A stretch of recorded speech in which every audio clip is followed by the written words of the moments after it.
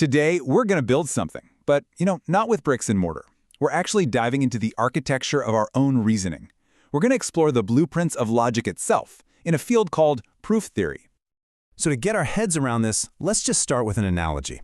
I want you to imagine that any logical argument is like a magnificent building, and the proofs, well, they're the blueprints, right? They're the step-by-step instructions showing how every single piece has to fit together to make sure the whole thing stands strong. But that brings up a really big question. With any building, you have to be 100% sure it's sound. So how do we check the blueprints themselves? How do we know for sure that our methods of proving things are solid and that they won't lead to some catastrophic collapse of our reasoning? And that, right there, is where proof theory comes into the picture. It treats proofs not just as arguments, but as formal mathematical objects, things we can actually pick apart and study. It's basically the ultimate form of quality control, like an architectural inspector for logic itself. Okay, so to see how this whole inspection process works, we've got to start with the basics. What are the actual building blocks that make up this whole architecture of logic? Well, first up, you've got the building materials. Proof theorists don't just work with one kind of logic. They work with different fundamental systems. Think of minimal, intuitionistic, and classical logic as different materials, like steel, concrete, or wood. For instance, classical logic, the one most of us are familiar with, says every statement is either true or false. Simple. But intuitionistic logic is way stricter. For a statement to be true, you have to actually construct a proof for it. Each of these systems is useful for different kinds of logical structures, especially in places like computer science. And just like there are different ways to draw up a blueprint for a house, there are different formal systems for writing down proofs. Things like natural deduction, sequent calculi, or Hilbert-style systems. They're all just different ways of structuring and writing out the very same logical argument, and each style has its own pros and cons. Now, this obsessive focus on the structure of proofs didn't just appear out of nowhere. It was actually born from a major crisis and a quest for absolute certainty led by one of the true giants of mathematics. So picture this, it's the early 1900s, and mathematics is kind of freaking out. Logicians were discovering all these new paradoxes that seemed to shake the very foundations of math. So, in response, the legendary mathematician David Hilbert launched this incredibly ambitious program. His goal? To make math secure, once and for all, by proving it was completely free of contradictions. And he wanted to do it using only methods that were so simple and mechanical that you could check them by hand. No abstract leaps of faith allowed. The tools that Hilbert needed to make this grand vision a reality, well, they came from a brilliant logician named Gerhard Gentzen, who figured out how to basically tidy up our logical blueprints. You see, Gentzen was looking at a fundamental split in how proofs are built. On one side, you have synthetic proofs. These can be kinda messy. They often use these clever tricks or concepts that seem to pop out of nowhere to solve a problem. These are called cuts. But on the other side, you've got analytic proofs. These are clean. They're direct. Every single step follows transparently from what you started with no magical leaps in the middle. And Gentzen's stroke of genius was a procedure called cut elimination. The best way to think about it is like a logical decluttering process. He created a systematic way to take any messy, roundabout proof and transform it into a clean, direct, analytic one. What he basically showed is that there's no real magic in logic.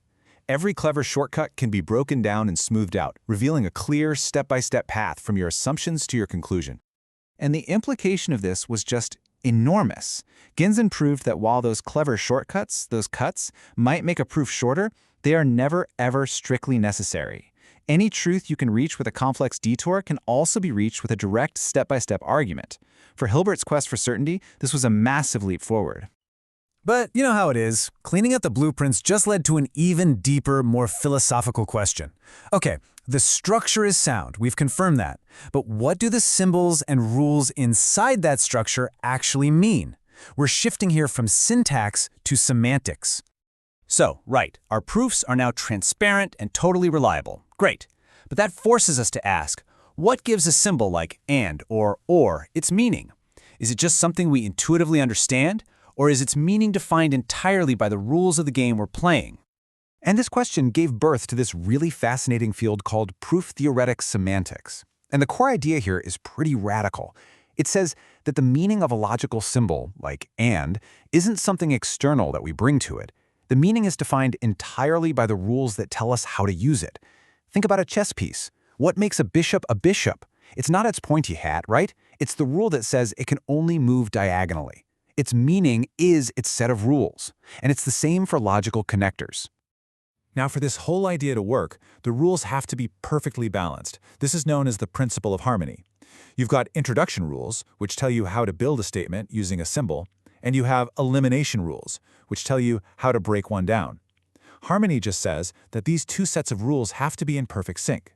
The elimination rule can't let you get more information out of a statement than the introduction rule originally put into it. It has to be a fair trade.